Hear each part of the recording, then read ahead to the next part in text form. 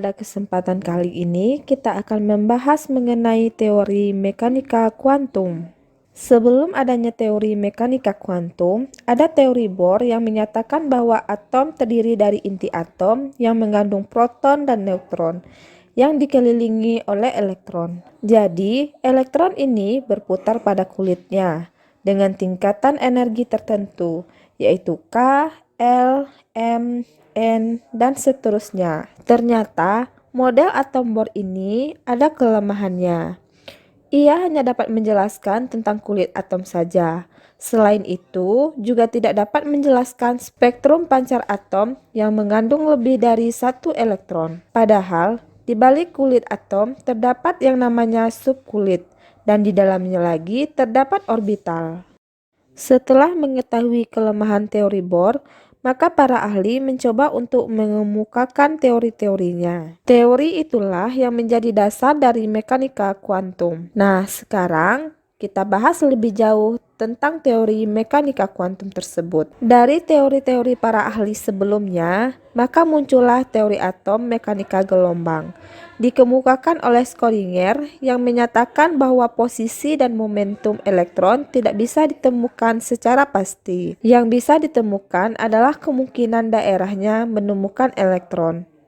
Daerah dengan peluang terbesar keberadaan elektron dalam atom disebut dengan orbital. Jadi, menurut teori atom mekanika kuantum, satu kulit tersusun dari sub-subkulit, satu subkulit tersusun dari orbital-orbital, dan dalam satu orbital ada maksimal 2 elektron yang akan menempatinya.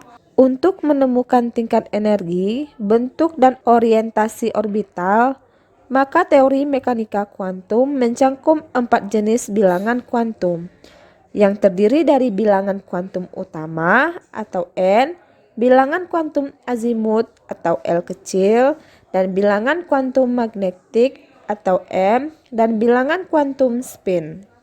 Nah, sekarang mari kita bahas macam-macam bilangan kuantum tadi. Yang pertama, bilangan kuantum utama.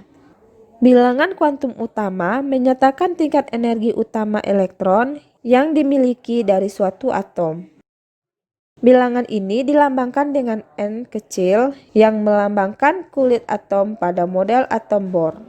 Nah, sekarang kita ulang kembali bahwa pada model atom Bohr terdapat jenis kulit K, L, M, N, O, dan seterusnya.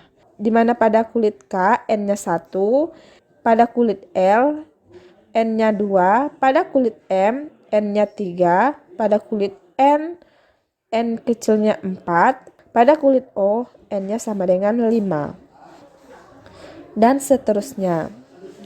Semakin besar nilai N, maka akan semakin besar juga ukuran orbital dan tingkat energinya. Nah, itu tadi tentang bilangan kuantum utama. Sudah paham ya? Selanjutnya, kita akan bahas tentang bilangan kuantum azimut atau L kecil. Bilangan kuantum azimut menyatakan subkulit atom. Bila bilangan kuantum utama atau N kecil itu menyatakan kulit atom, nah untuk bilangan kuantum azimut ini atau L menyatakan bentuk subkulit atomnya. Nilai bilangan kuantum azimut atau L kecil ini bergantung pada nilai bilangan kuantum utama yang sudah kita bahas tadi. Untuk nilai N tertentu, maka L mempunyai nilai bilangan bulat dari 0 sampai N dikurang 1. Nah, sekarang kita lihat di sini jika N-nya sama dengan 1 atau kulit K, kulit pertama, maka L-nya itu 0. Nah, untuk L0 ini kenapa? Karena didapat dari rumus ini. L sama dengan N dikurang 1.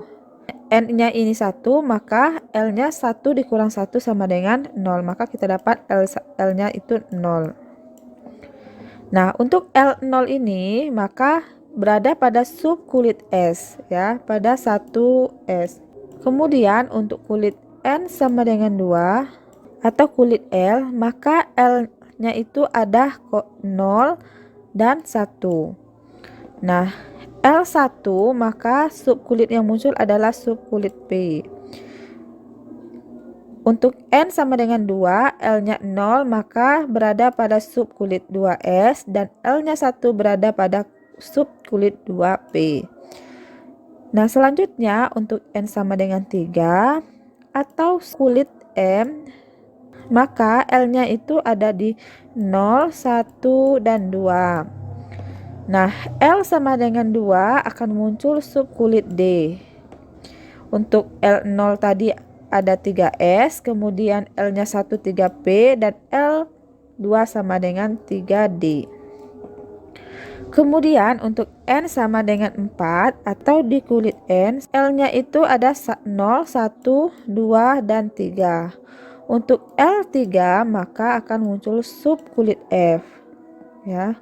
Sama saja dengan tadi, untuk N sama dengan 4, L-nya 0, yaitu ada 4S, kemudian L1 4P, L2 4D, dan L3 4F.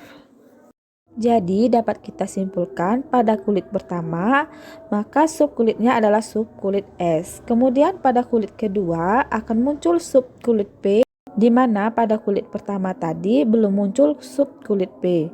Kemudian pada kulit ketiga kita akan menemukan subkulit D, di mana pada kulit pertama dan kedua kita belum menemukan adanya subkulit D. Begitu juga pada kulit keempat, maka yang akan kita temukan adalah subkulit F, di mana pada kulit 1, 2, dan 3 belum ada subkulit F. Nah, paham ya adik-adik?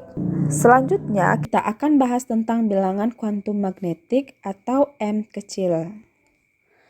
Dalam subkulit atom yaitu S, P, D, dan F, masing-masing dari subkulit itu memiliki orbital yang berbeda-beda. Untuk menyatakan bentuk orbital itu digunakan suatu bilangan yang disebut bilangan kuantum magnetik.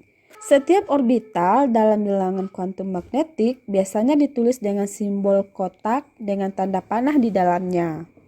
Panah tersebut akan menentukan besarnya bilangan kuantum spin yang akan kita bahas selanjutnya. Contoh penulisannya adalah sebagai berikut. Untuk kulit pertama atau subkulit S, maka L-nya tadi 0, sehingga nilai M-nya itu dimulai dari 0. Nah, untuk kulit S ini hanya memiliki satu orbital, artinya satu kotak. Dalam satu kotak ini maksimal hanya 2 elektron yang akan menempatinya. Kemudian untuk kulit kedua, di mana subkulit P, maka L-nya itu adalah 1. Nah, untuk nilai M-nya itu dimulai dari -1, 0, dan +1. Untuk M ini mempunyai 3 orbital atau 3 kotak ya. Di sini dapat kita lihat 3 kotak dari -1, 0, dan +1. Nah, karena satu kotak ini maksimalnya ada 2 elektron. Jadi, kalau dia 3 kotak, maka untuk subkulit P maksimal elektronnya ada 6 elektron. Selanjutnya untuk kulit ketiga atau subkulit D, maka L-nya itu ada 2. Dengan nilai M yaitu ada -2, -1, 0, +1, dan +2. Jadi untuk subkulit D ini ada 5 orbital. Nah, sekarang kita lihat di sini ada 5 kotak karena tadi dia 5 orbital. Seperti tadi, karena maksimalnya satu kotak ini diisi oleh 2 elektron, maka kalau dia ada 5, berarti maksimal elektron untuk subkulit D ada 10 elektron. Selanjutnya untuk kulit keempat atau subkulit F, maka L-nya itu sama dengan 3. Nah, untuk nilai M-nya dimulai dari -3, -2, -1, 0, +1, +2, dan +3.